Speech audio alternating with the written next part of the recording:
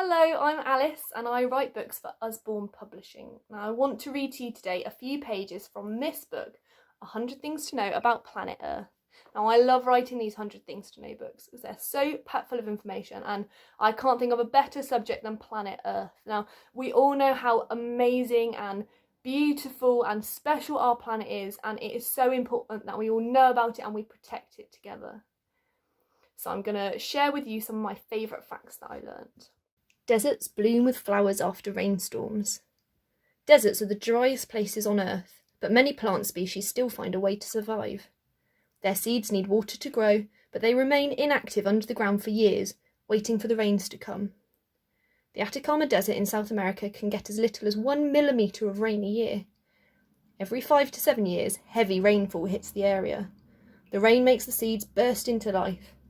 Within just a few days, flowers burst into bloom, covering the usually bleak landscape. These desert blooms last for several weeks before the plants die, leaving new seeds behind, ready for the next rains. Shyness prevents some trees from touching.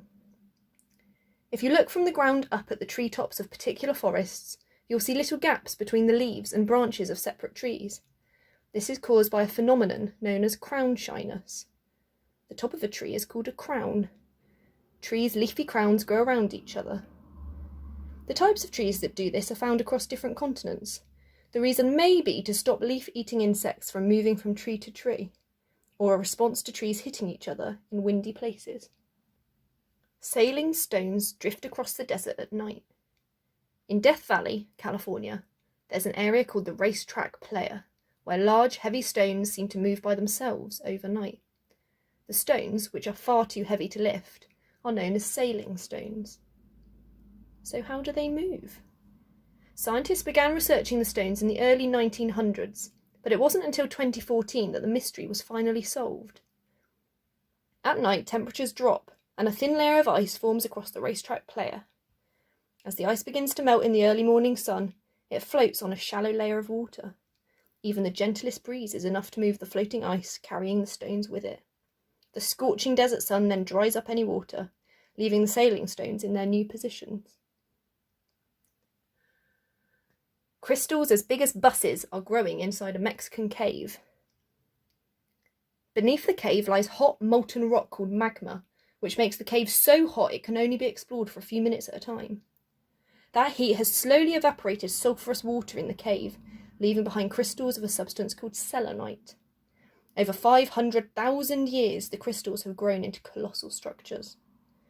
The crystals are among the largest ever found on Earth. Some of them grow to the size of a small bus. Right now, the cave is flooded and inaccessible. This means that new crystals will be forming inside. Arctic foxes are excellent gardeners. On treeless plains near the Arctic Circle, where the ground is always frozen, little grows. But scattered across this barren landscape are little gardens full of life. Each marks the location of an Arctic fox den. The ground near these underground fox dens is rich in nutrients from their droppings, urine, and the remains of their prey. These nutrients support many species of plants, and the dens attract grazing animals and scavengers from all around. Howdy, mister. Morning, Bill. It takes lots of energy to dig a new den, so foxes often use existing sites, sometimes stealing them from other animals such as ground squirrels. A den can be occupied for more than 100 years, and foxes continue to maintain their gardens for generation after generation.